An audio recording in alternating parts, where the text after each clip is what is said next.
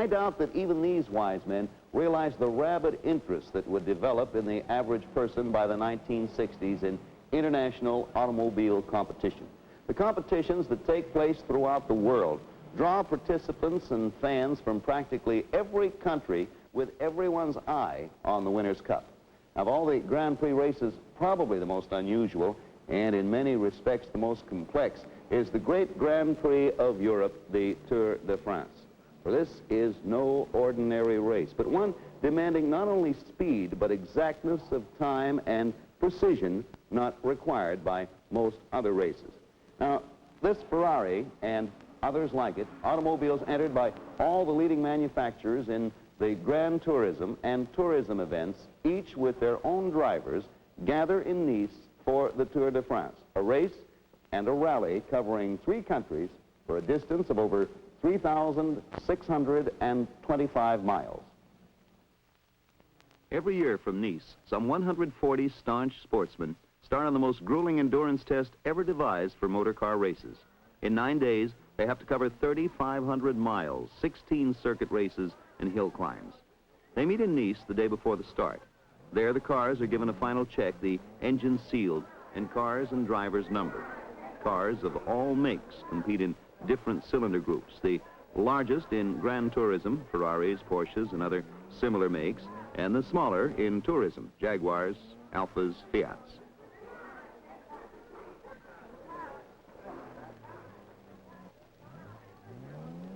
As this map shows, the whole of France is covered by the contest.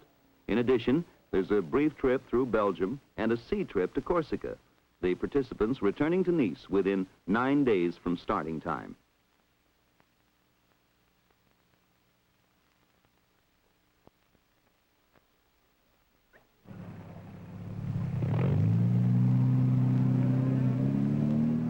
It's time for the first lap of the longest automobile race in the world.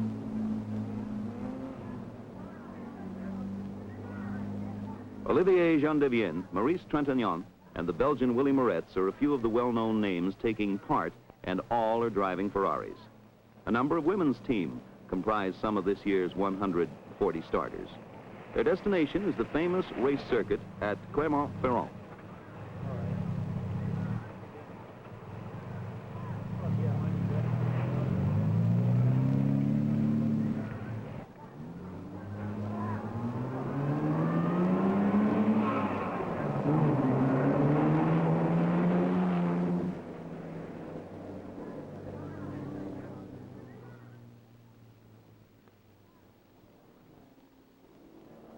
Before reaching Clermont-Ferrand, these cars will cover some 100 miles of mountains on the way to the southern part of France. The city of Clermont-Ferrand will be the starting point for the first of the 5 circuit races.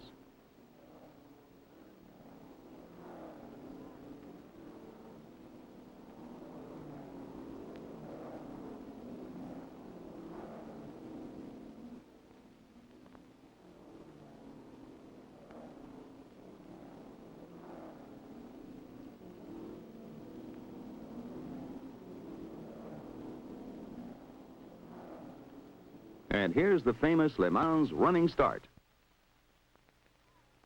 Once the flag is down, the contestants rush to their cars to take off for the 1-hour race.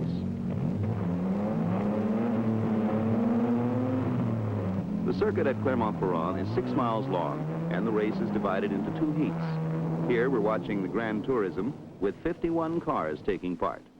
The Ferraris are soon in the lead. And here's the French champion, Trintignant, closely followed by Mairesse. Competing in the same heat are the Porsches and the Pau Alpes and the Fiat Alphas.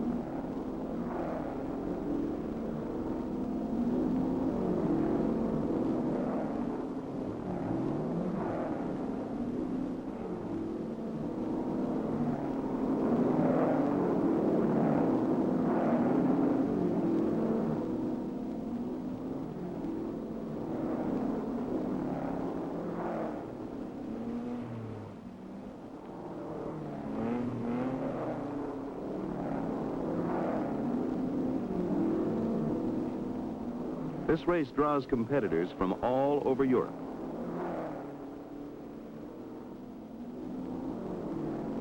If we're to judge by precedent, Not more than 1/3 of all the starters will return to Nice 9 days later at the conclusion of the race.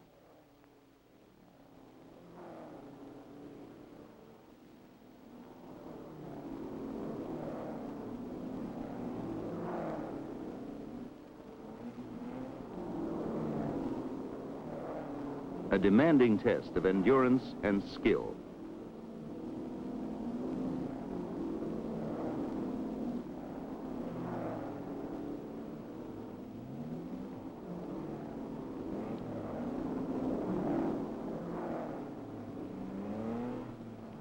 And now, while the race continues, we thought we might talk to world-famous racing driver Olivier Gendevien, one of this year's favorites. Deviens was clocking his partner's lap as we asked him a few questions. Mr. Gendevien, as winner of Le Mans and of Sebring this year, how do you compare those races to the Tour de France? I think the very good comparison is that they, all three of them, are very long, and Le Mans, Sebring, and the Tour de France are competition that you have to drive the same way. You have a number of races in the Tour de France. Of these, which do you find the most difficult? One of the most difficult is probably this circuit of Charade, Clermont-Ferrand in France, because it's very twisty, and the average is not a very high average. But the job of the driver is much more important than the job of the driver in a long straightaway. I see. Tell me, which driver in this particular race do you find will be your biggest competition, since you won it 3 times, I believe? I did it 3 times, that's right. 3 times in a row, 57, 58, 59. And I think for this competition, I'm sorry, the best driver for this competition will be the French champion, Mairesse, well known in the world. He's a very fast driver, very clever, and I think we'll have a lot of trouble to win against him. Thank you very much. We'll catch up with you later during the week.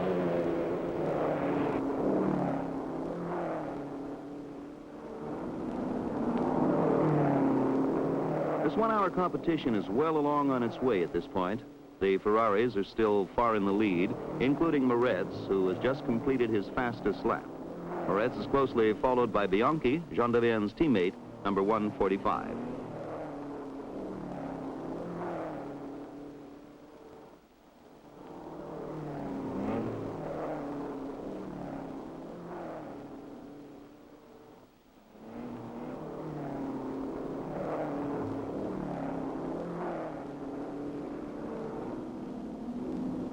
We've received the report that the Porsches, led by Robert Vichet of France, number 127, are holding their own in their category. Perhaps the interesting thing about this race is that the moment it's concluded, all the competitors have to get back on the road and reach their next destination within a prescribed time. There is no time for relaxation in the Tour de France. Here comes Mairesse, number 149 of Belgium, the winner of this first grueling race. The cars are back on the road 1 minute apart and on to their next race. This will be their first sleepless night of 7 that lie ahead. Each competitor must keep an average speed throughout the populated areas they pass through. There are many hidden as well as open control spots.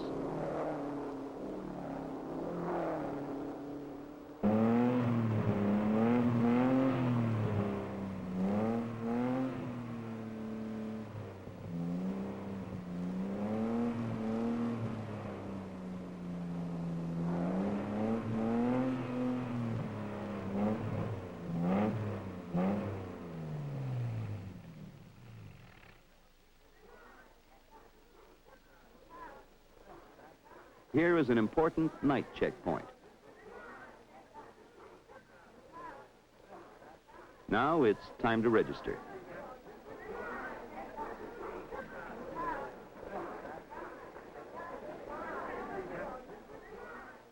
And time for a quick chat as the drivers come in to register and have their papers checked and stamped.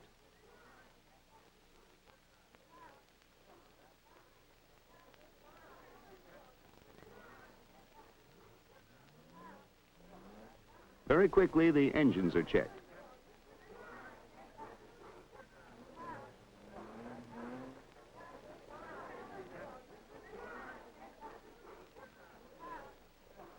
There's just time for a bite to eat before they start off again.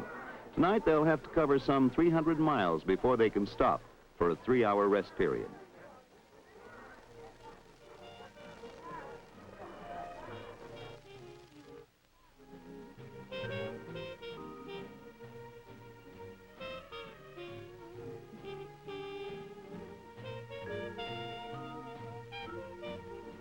At early dawn, the competitors return to the guarded car park a few minutes before takeoff on the second lap.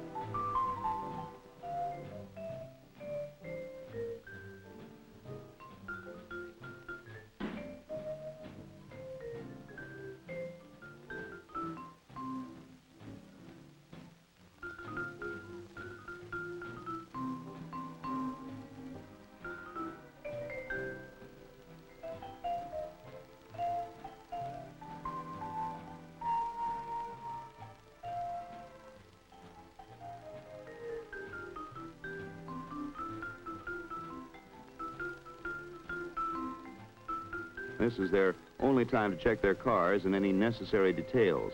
As always, road maps must be checked and last-minute instructions followed.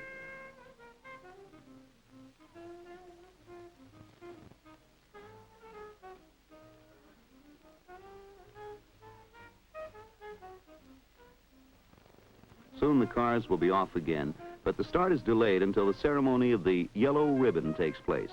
The cherished yellow ribbon marks the winner of the previous day's competition. At this moment, Mairesse assumes his lead in the 10th Tour de France, and along with the others, he's off toward their next race.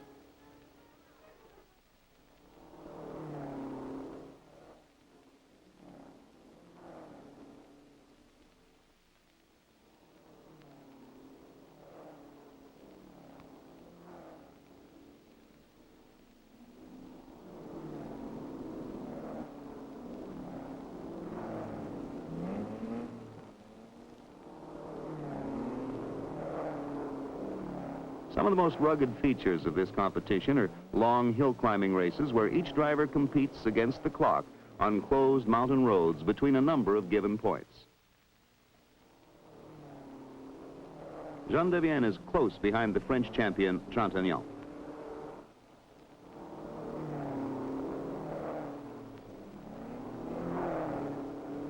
The pressure increases as the mountain roads become steeper. Gears have to be shifted more rapidly and the brakes used more frequently.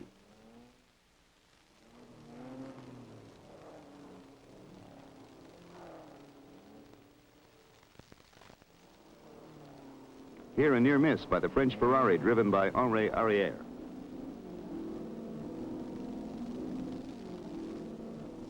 This is a 9-mile race which has to be covered in the best possible speed.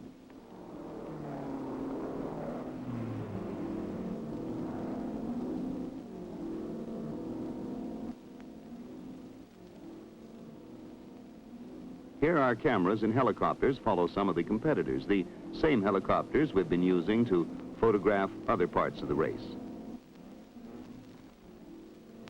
Speed, braking, turning.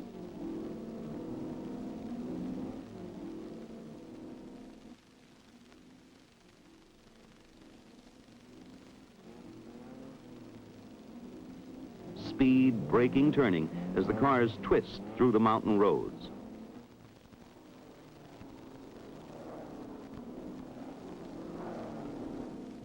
This is the town of Rouen, which boasts one of the fastest racing circuits in all of Europe.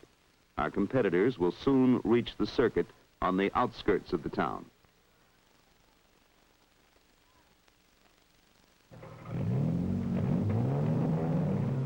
In the first heat, the tourist category competes.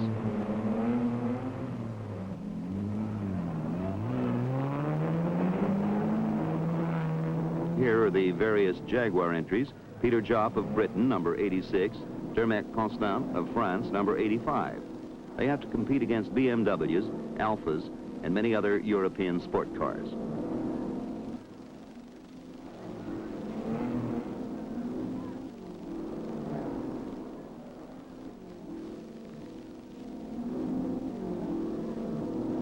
It's during this race the Grand Tourism competitors have a moment for some relaxation.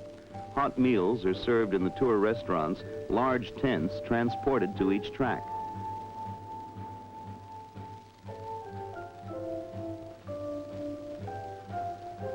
In tents adjacent to the track, there's an opportunity for some quick shut-eye. Perhaps the noise is not too conducive to sleep, but then, after a few sleepless nights and almost 1,000 miles of driving, any opportunity for rest is welcome.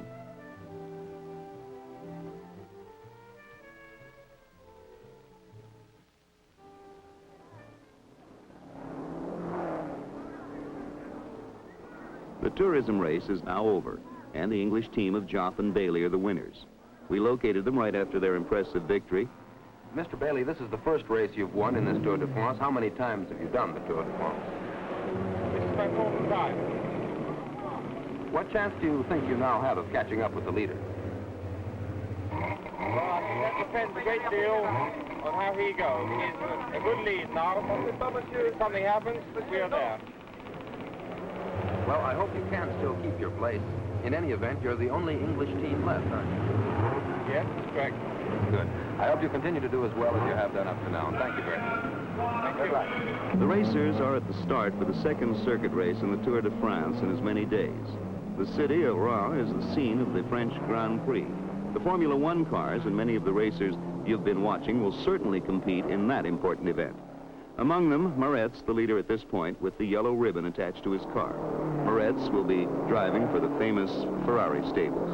31, France's Popper, will also be in at the start, as will Olivier Gendavien. The circuit covers 5.5 miles and has many difficult and very dangerous turns. The straightaway itself is 1 mile long. It's at this point that the teammates of the racers time the performances.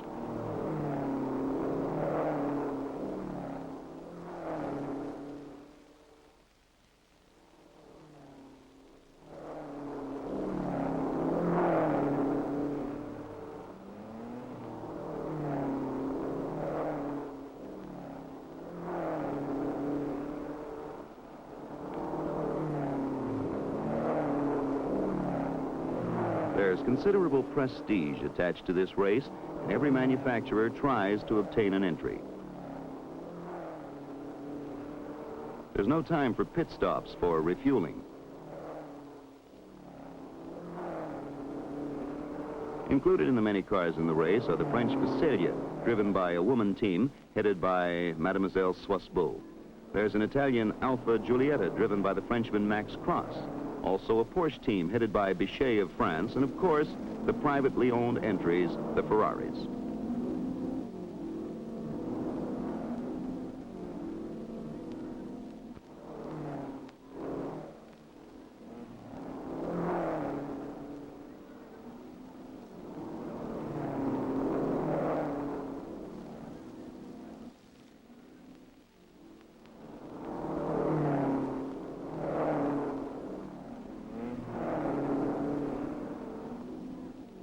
Mairesse, intent on winning, has just completed the fastest lap. His teammate is anxiously signaling him to slow down, as victory is certain.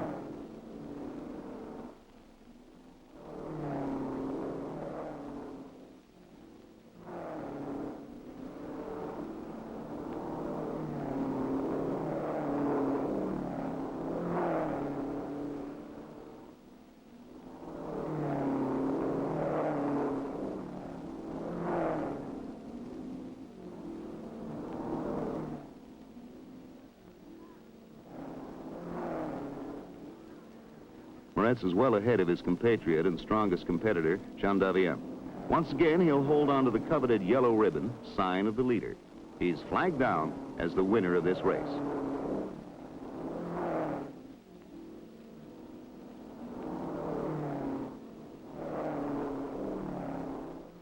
No sooner is the race over and the competition completed than the racers rush toward their next checking point, Le Mans. It's going to be a long and hard drive through many towns and villages and small country roads until they reach the open highway. Here is Mairesse, the winner, coming into the finish and the checkered flag.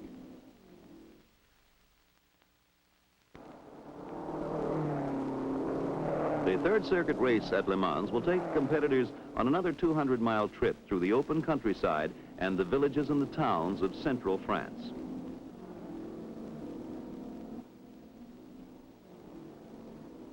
Note the constantly changing road conditions.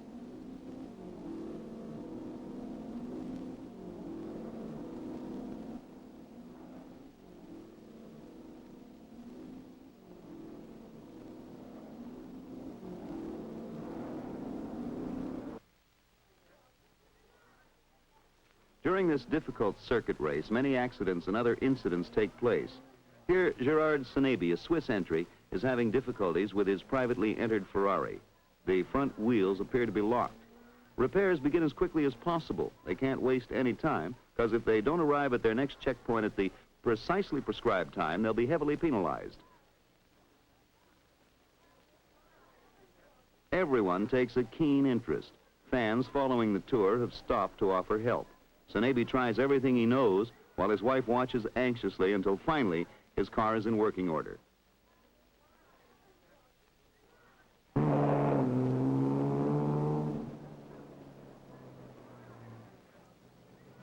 Now they're up to the checkpoint, and they will make it just in time.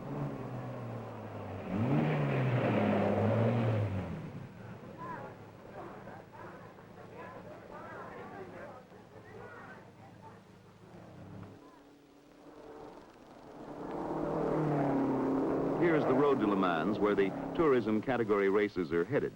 Their race precedes the Grand Tourism heat, which takes place later at night.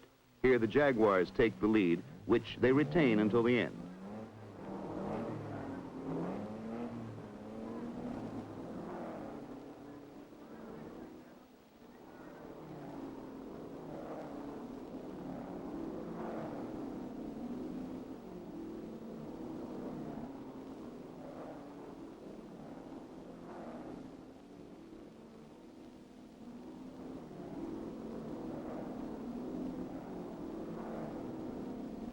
Rounding one of the turns.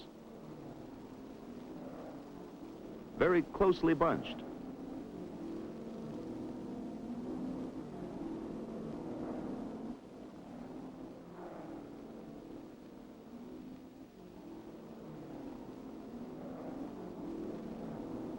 A burst of speed, passing 2 or 3.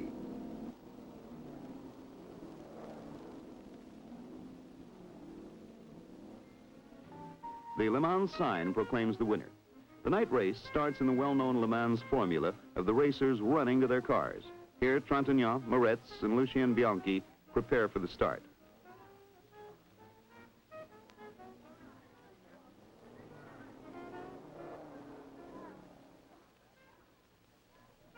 Last-minute instructions.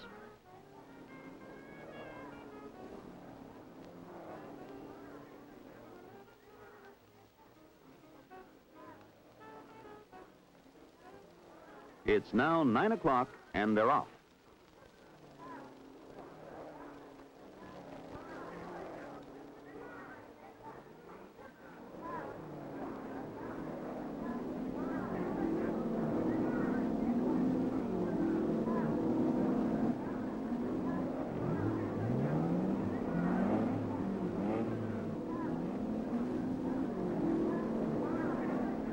In the announcer's booth, the difficult job of recognizing and identifying the speeding cars at night is doubly difficult. No bright lights are allowed on the track to protect the vision of the racers. Le Mans, scene of a tragic accident a few years ago, takes every possible safety precaution.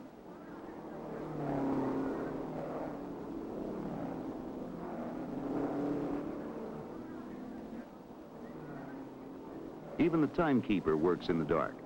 As the cars race through the night, there is another Ferrari victory as Willie Mairesse wins his third race in as many days.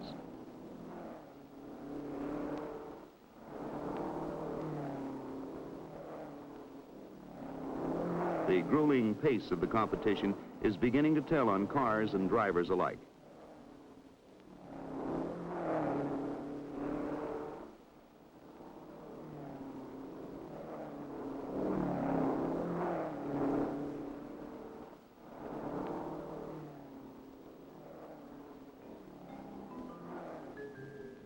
Here are the signs proclaiming Mairette's victory.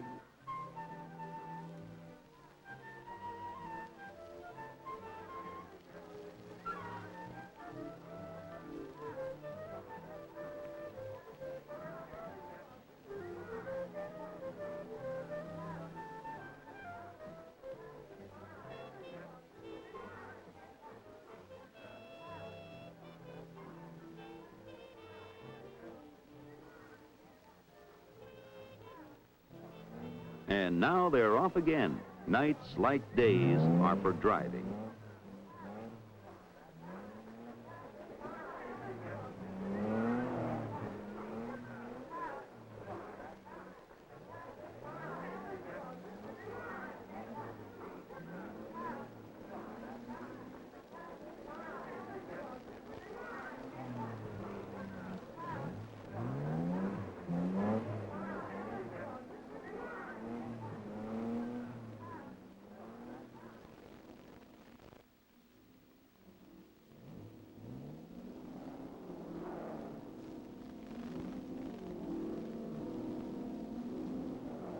And on they speed through the night.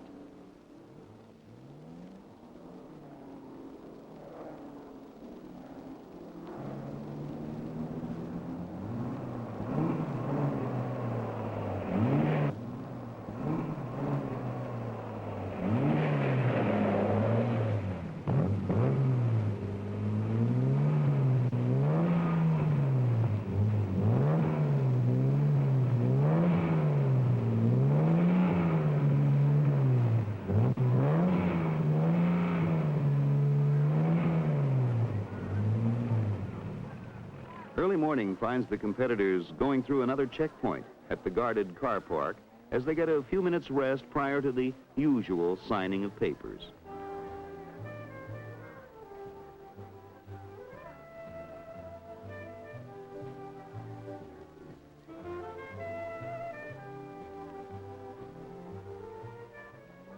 Next, another hill climbing race. Here the Jaguars, 30 seconds apart from each other, are competing in the 7-mile race against the clock. They're in the same heat with Ferraris and other big-cylinder cars.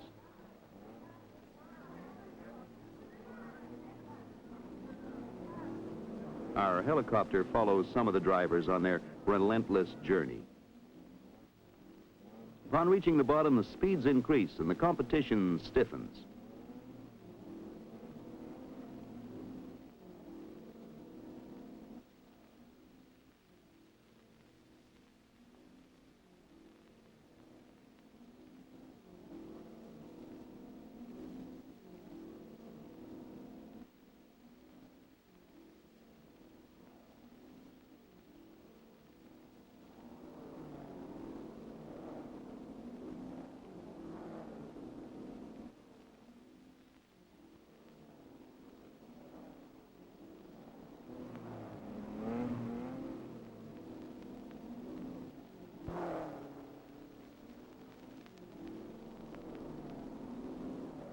These mountain roads are treacherous, demanding great driving skill under constant pressure of the clock. Average speeds must be kept according to prescribed regulations.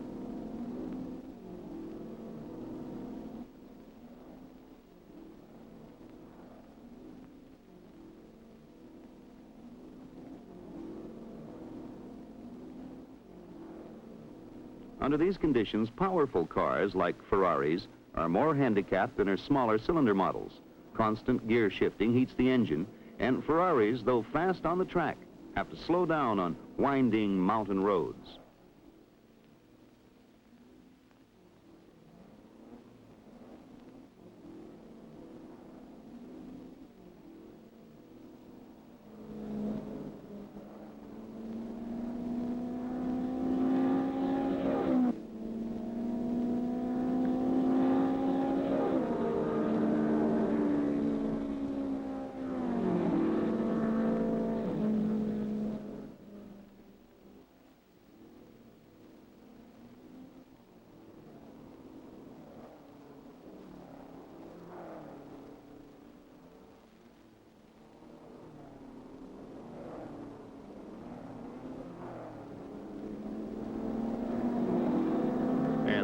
do a quick repair job carry on now and hope that they'll make up for lost time.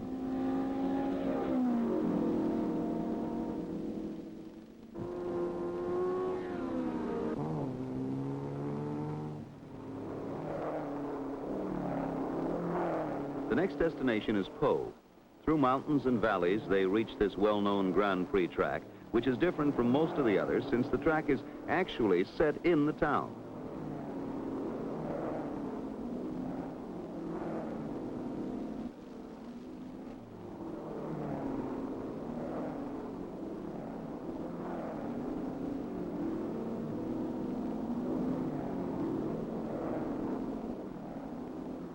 Some of the corners on the Pau circuit are sharp and treacherous.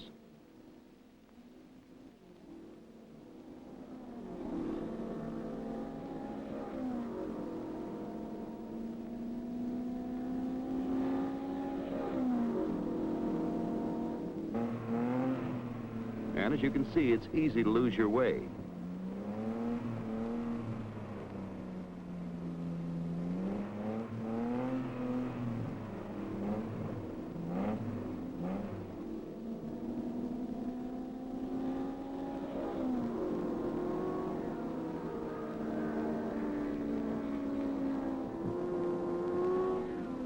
Or even easier to hit the hay barriers. This could have been a very bad accident, but for the Belgian driver's quick reflexes, avoiding the damaged BMW.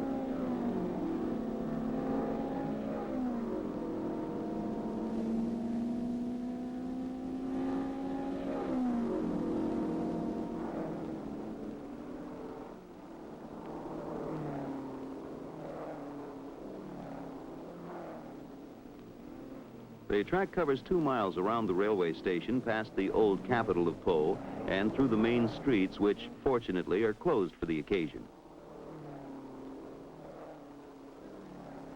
Now the crowds in the grandstand are anxiously awaiting the start of the Grand Tourist category race. After a classic racing start, Mairesse and his Ferrari are soon in the lead. The French champion, Trintignant, is on his home ground at Pau, for this is where he won most of his honors. Question now is whether he'll be able to stop Mairesse's winning streak.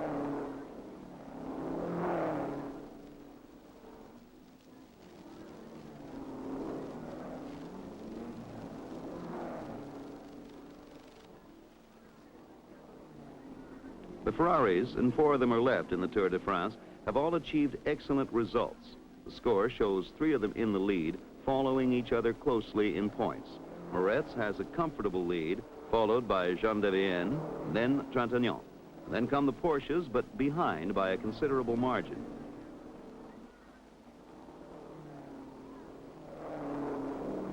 And here you can see how the less colorful cars, like the Fiat, the Arbit 101, give the big Ferraris a run for their money on a circuit like Pau. A Facelia driven by 2 women competitors is in the 5th position in the general classification.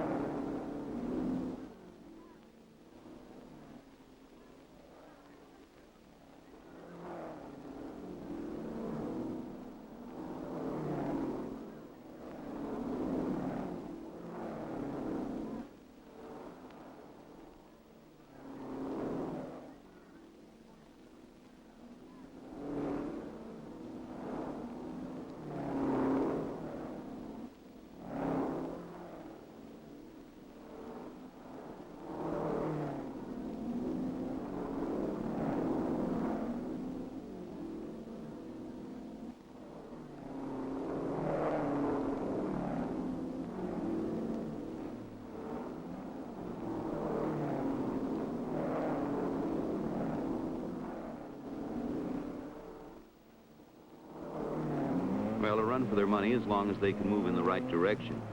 While her co-driver is racing with the men at Pau, Madame Nadel-Janviers keeps an accurate record of her partner's track time. Madame Gallier, it's most unusual to find women drivers in this kind of a race. How many times have you made the Tour de France? 4 times here. The 4th time. Yes. Don't you find it a little difficult to keep up with the men? No, I think it's very amusing. Which one of the races in the Tour de France do you find the most difficult?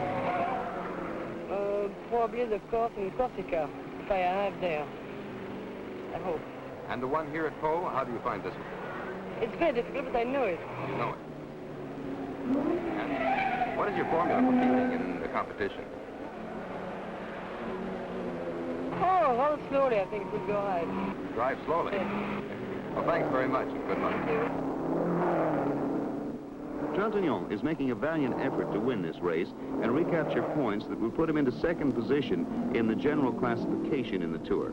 He has a hard time catching Mairesse, but he was finally able to get past John Deviens.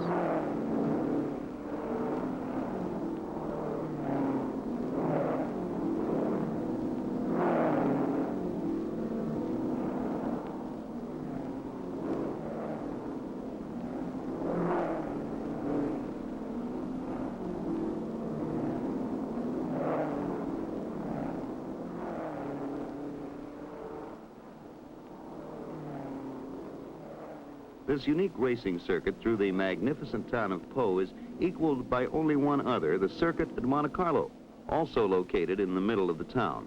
The drivers say that Pau is a more difficult track and that the curves are faster and the corners sharper.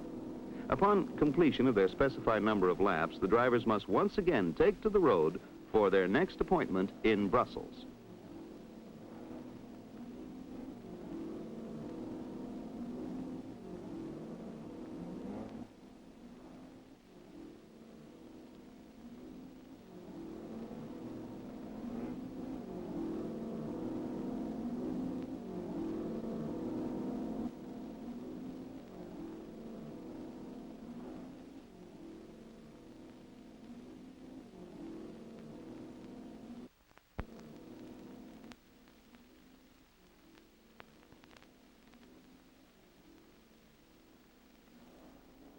The itinerary from Pau takes them through the picturesque villages and towns of central France. Trintignant managed to come in second here at Pau, as Mairesse again took first place, increasing his lead in the general classification.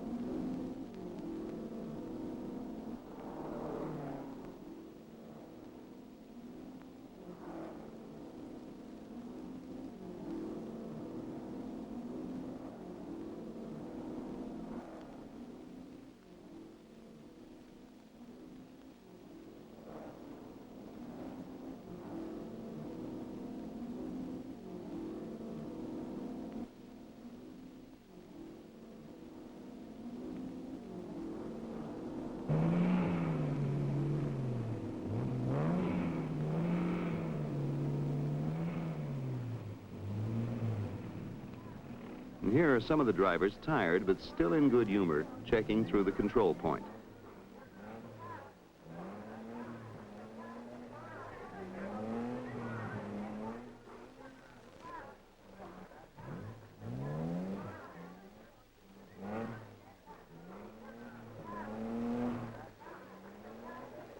This is Willie Mairesse, leader of the Tour de France so far. All the drivers check through their papers, sign the register, and have a brief moment for some refreshments. And then they're off again.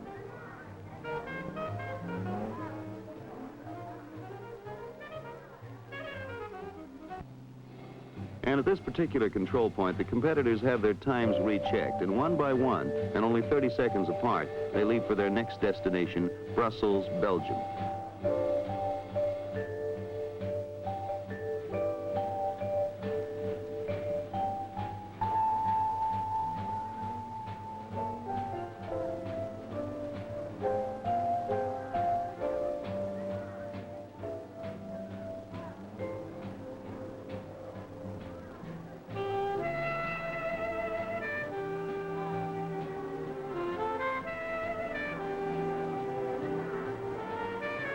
The trip to Belgium, like everything else in the Tour de France, is a speed run.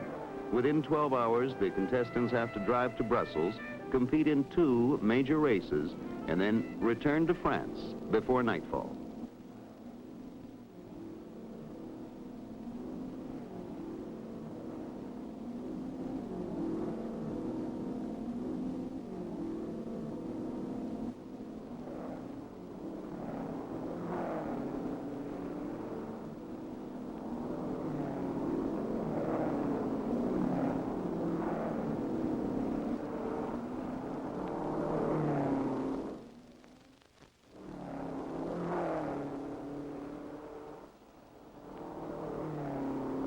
The border with very perfunctory customs inspections will have to be crossed twice.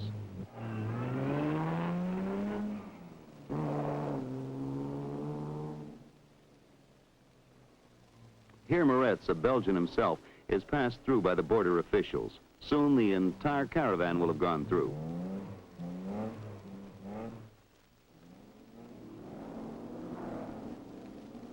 Early on Sunday morning, villagers and townspeople will appear to greet the speeding visitors from France.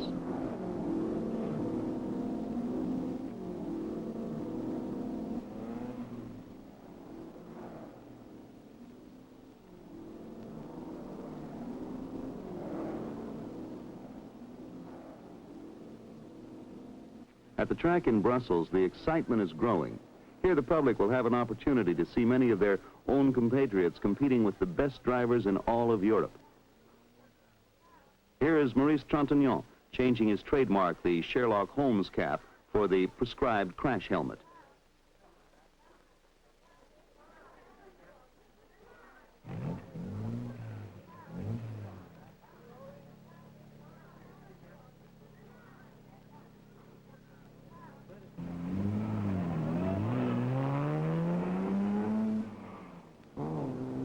The Princess is one of the large crowd, which includes many leading Belgian dignitaries.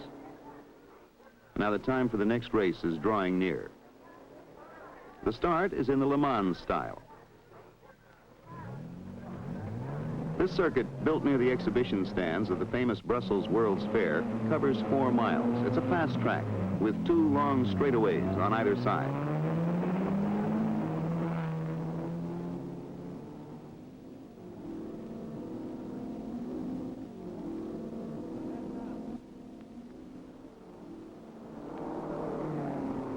This is the last of the circuit races in the Tour de France. Olivier Jean-de-Vienne, many times Belgian champion, will not compete in this race. Instead, he wanted his co-driver, up-and-coming Lucien Bianchi, to have an opportunity to prove his driving ability here on their home ground. There are now only 18 entries left in the Grand Tourism category. The Ferraris, of course, once again have the advantage, and in a very short time they resume leadership, lapping the slower and smaller cars.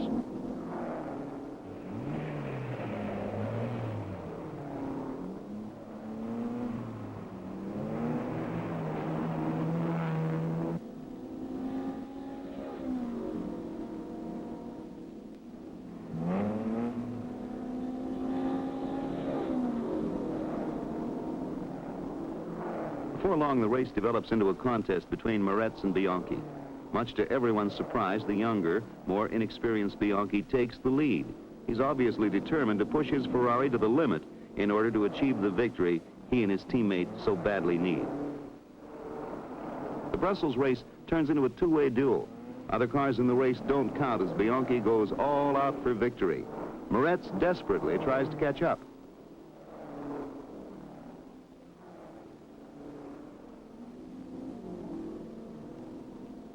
Time after time, they've lapped the other competitors.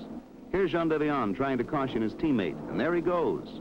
Again and again, they lap the other competitors who, realizing what's happening, are determined not to make the 2 main contestants' passage any easier.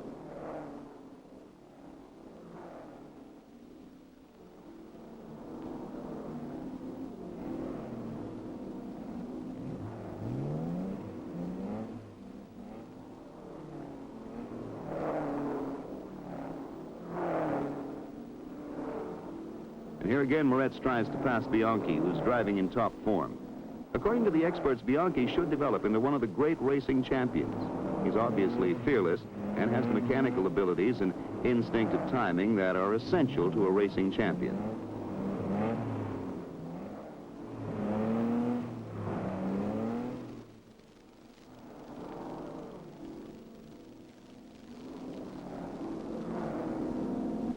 Mairesse is making one final effort to catch up with Bianchi, but the end is near, and this time victory will not be within his grasp. Bianchi, whose victory has once again put the general classification into contention, is congratulated by local officials. And here he collects a token trophy offered by the Belgian Automobile Club. It's a moment's relaxation before the last race.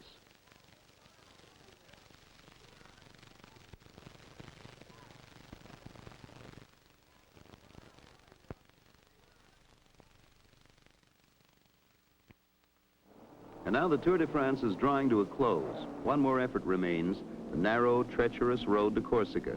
Cars are racing toward Marseille through the busy traffic of populated French highways.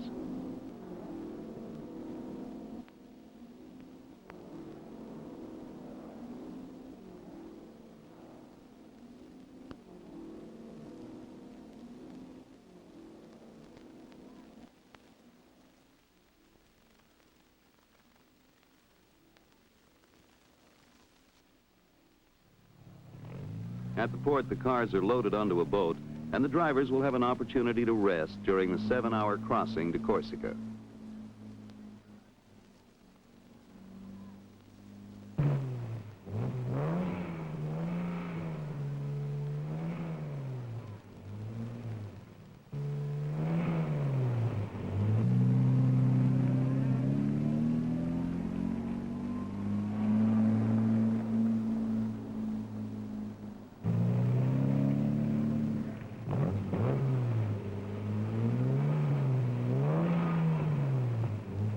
The city of Oggesia, capital of the island of Corsica, awaits the visiting drivers from the mainland.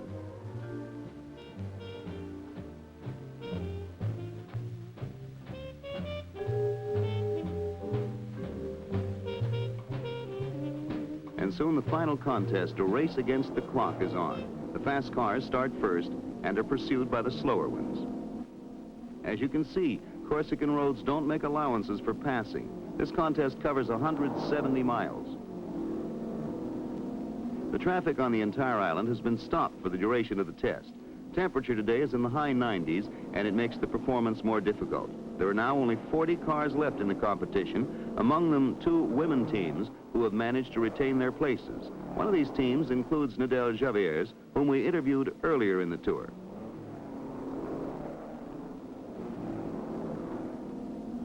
Here, knowledge of the terrain is of great help to the competitors. Once again, the foreign entries are somewhat handicapped.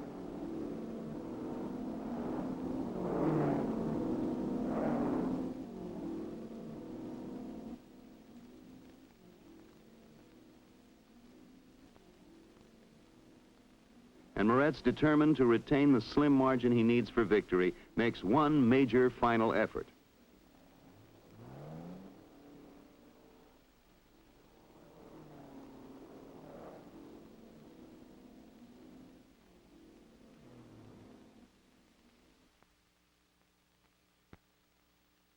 And Mairesse wins the Corsican race, clinching his victory in the 10th Tour de France.